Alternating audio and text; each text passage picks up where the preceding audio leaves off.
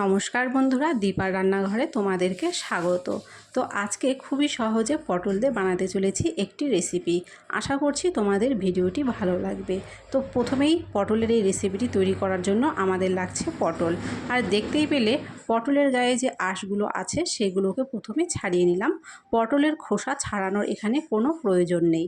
তারপরে পটলের দুই দিকের মাথাটা কেটে বাদ দিয়ে এরকম একটা স্টিক নিয়ে মাঝ বরাবর সেটাকে ঢুকিয়ে দিলাম। তারপরে দেখো পটলটাকে ঠিক এরকম রোল করে করে একটু ঘুরিয়ে ঘুরিয়ে কেটে নিতে হবে। পটলটা কিন্তু একদম কেটে বাদ দিয়ে দিলে হবে না, তার গায়ের সাথে কিন্তু একটু লেগে থাকতে হবে। আমি তোমাদের দেখিয়ে দিচ্ছি, তো দেখো পুরো ভিডিওটা দেখতে থাকো, তোমরা বুঝতে পারবে। তো এইভাবে যদি ঘুরিয়ে ঘুরিয়ে তোমরা কেটে নাও তো খুবই অনায়াসে দেখবে যে এইভাবে একটা সুন্দর ডিজাইন কিন্তু হয়ে যাচ্ছে।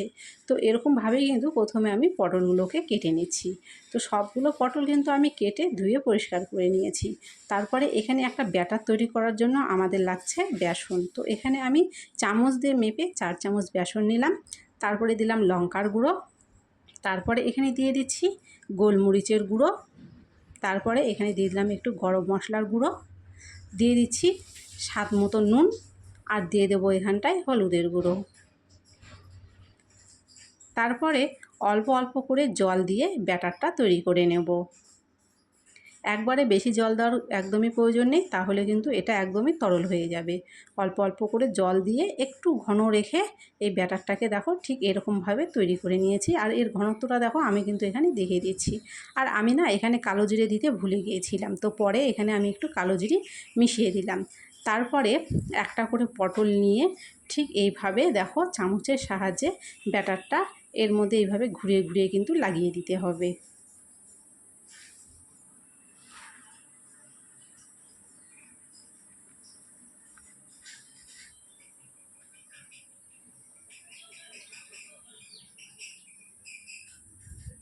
এরকমভাবেই কিন্তু সবগুলো পটলের মধ্যে ব্যাটারটা লাগিয়ে দিতে হবে। তারপরে এখানে কড়াইতে আমি দিয়ে দিয়েছি তেল। তেলটাকে প্রথমে খুব ভালো করে গরম করে নিয়ে এরকমভাবে পটলগুলো ছেড়ে লাল করে ভেজে নিলেই দেখবে রেসিপিটা কিন্তু খুব সুন্দরভাবে তৈরি হয়ে যাচ্ছে।